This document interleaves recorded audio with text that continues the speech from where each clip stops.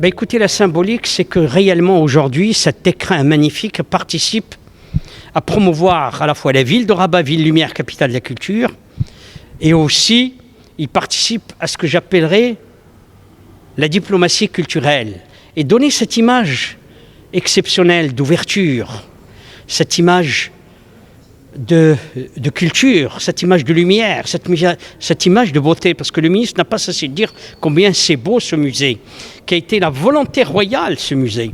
Et donc je voudrais vous dire simplement que ce musée aujourd'hui est un bel écrin pour le Maroc, pour l'image du Maroc à l'étranger. Aujourd'hui, c'est la crédibilité dont fait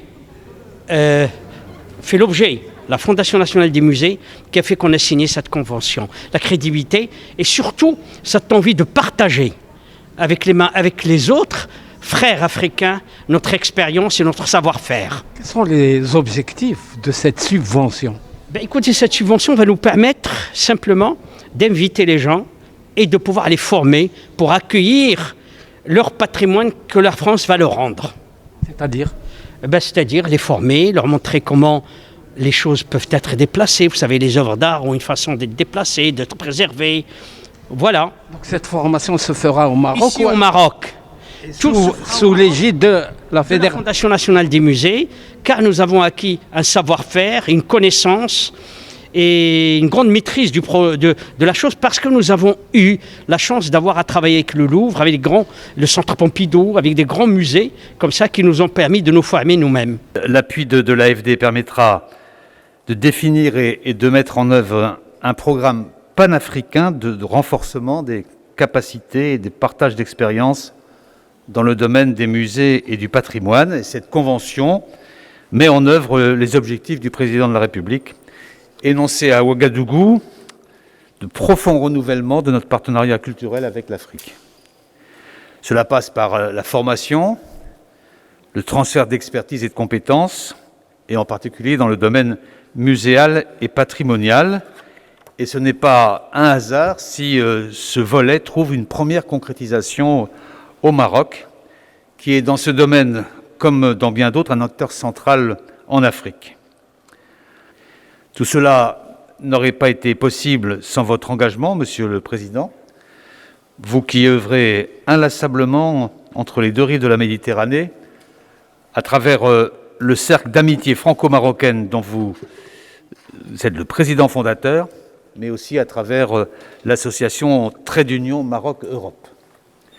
Ceci témoigne des liens culturels forts, divers et anciens qui unissent nos deux pays et de la qualité de dialogue de nos services de coopération qui est à la mesure de ce partenariat d'exception.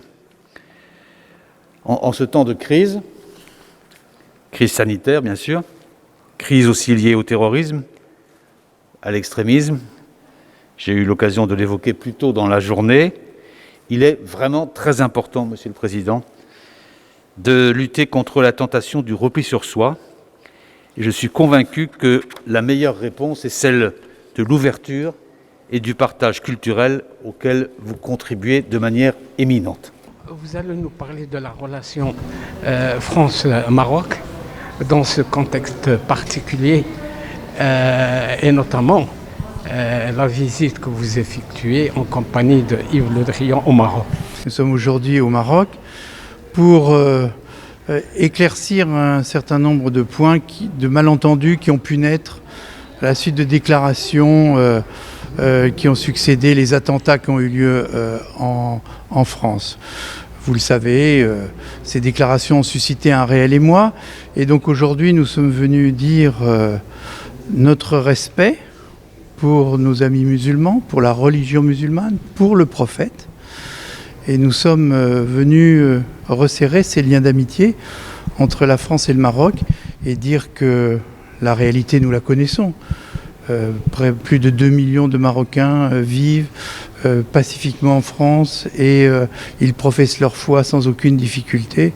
Et donc toutes les autres interprétations qui ont été encouragées par des États qui ne nous veulent pas du bien, sont absolument erronées. Donc nous avons profité de cette visite pour rencontrer le ministre des Affaires étrangères. J'ai moi-même rencontré les présidents des deux assemblées et nous avons confirmé à nouveau notre amitié, notre respect et le fait que nous souhaitons que les symboles religieux ne soient pas attaqués avec une telle violence, quelles que soient les religions. Il faut respecter chaque homme qui vit selon sa croyance et sa conception et sa foi. Et puis nous en avons profité pour resserrer et raffermir les liens d'amitié. Nous sommes ici au musée Mohamed VI, qui est une somptueuse réalisation qui montre que dans la relation entre le Maroc et la France, la dimension culturelle est aussi très importante. Et nous sommes vraiment reconnaissants à notre ami Mehdi Kotbi de nous avoir invités pour ce bref passage ici.